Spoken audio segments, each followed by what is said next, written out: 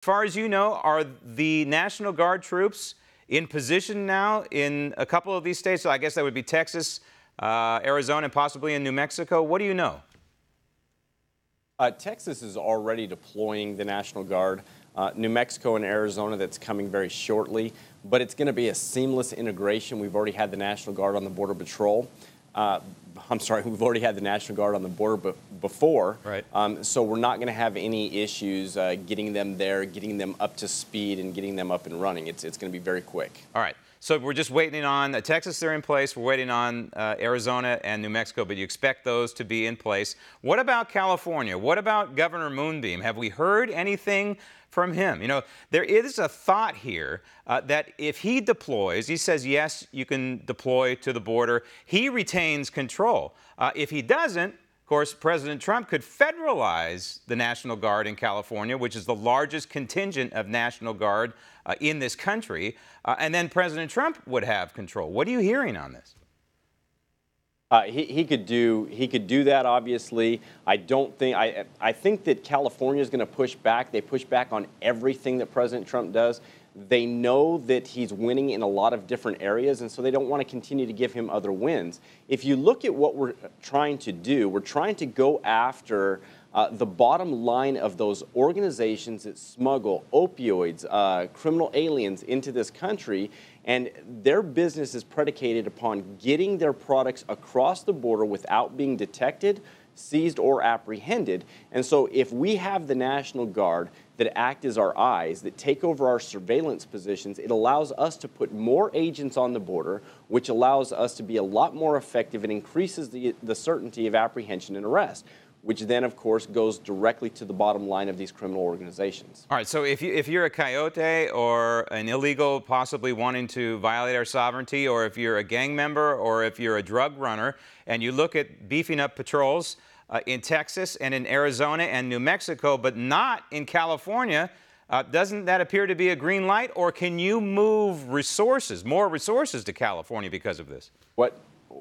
What we could do is if the governor of California doesn't send troops to the border, and if President Trump doesn't choose to federalize the National Guard, what he can do is he can beef up the National Guard in those areas that are allowing that to take place, and then move our agents over to California to beef up our forces in California. Regardless of whether or not California cooperates, we're still going to have effective control in California. We've had effective control in California for a good long time now. Where we're having problems is we're having more problems out in Texas and still in Arizona. So, you know, we're going to be able to do it, and President Trump is going to ensure that it does happen. And part of the reason why you have pretty good control in California is because there's the fencing that has been put up south of San Diego Yes. and around Calexico, and it's being rebuilt around Calexico. And so these folks who are trying to violate our sovereignty in various reasons are moving more toward the east. It only kind of makes sense. And then you see it at Juarez, which is a hornet's nest, of course, of all kinds of illicit activity. But federal statute prevents these National Guard troops from being armed. I think, personally, it's another debate. I think that statute needs to be changed, and there needs to be a carve-out for the border, because you and I both know it's a war zone down there. But when you talk about support roles and you talk about surveillance, surveillance in certain areas of the border, maybe all areas, you can correct me if I'm wrong, is a crucial element to what the Border Patrol does, correct? It is, and let's talk about being armed on the border. It depends on what they're doing. If they're acting in surveillance roles, they absolutely can be armed. They can't actively patrol the border being armed, because otherwise that's making the military a police force, which is against the law. Right. But they can absolutely be armed in surveillance positions, which we need them armed. Good. Because we've already had issues. Yeah. We've already had issues in the past where drug smugglers have approached these surveillance spots where these National Guardsmen weren't armed before.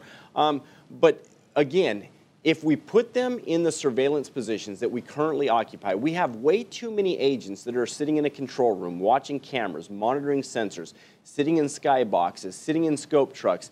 If we deploy the National Guard and they take over those positions, which they will, we then get to free up those resources that are currently taking up those positions, put them on the border, increase the certainty of apprehension, go after the bottom line of the smuggling organizations, and hopefully put them into bankruptcy. That's why we're excited about the National Guard being there. It's going to be a huge boon, and frankly, I hope the American public is excited